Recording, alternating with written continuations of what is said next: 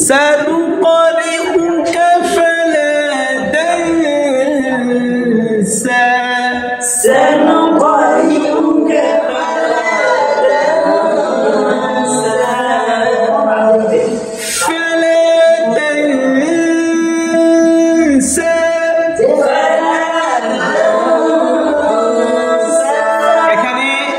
যে আমরা ইকফা গুণনা করতেছি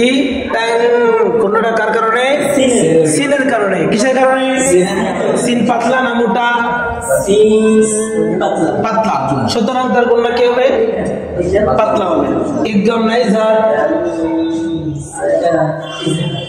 কফ এবং কাফ হচ্ছে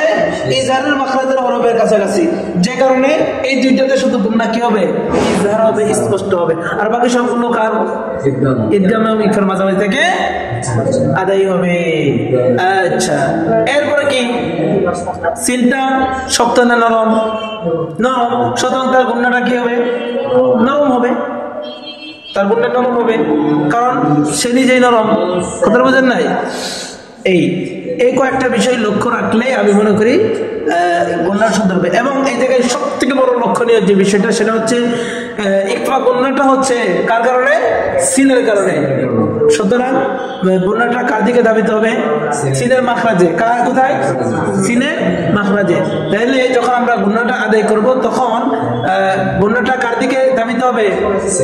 সিনের মাখরাজের দিকে তখন এই গুণনাটা চলাকালীন সময় আপনাকে মনে রাখতে হবে যে সিনের মাখরাজটা কোথায় সিনের মাখরাজ কোথায় সিনের মাখরাজ কই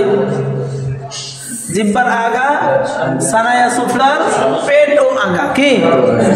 জিব্বার আগা সানায়া সুফলার পেট ও আগা অর্থাৎ সামনের নিচে দুই দাঁতের পেট ও আগা আগে পেটে লাগবে পরে আগে লাগবে আগে পেটে লাগবে পরে কি করবে আগে লাগবে ইনশাআল্লাহ আচ্ছা সানুকারিউকা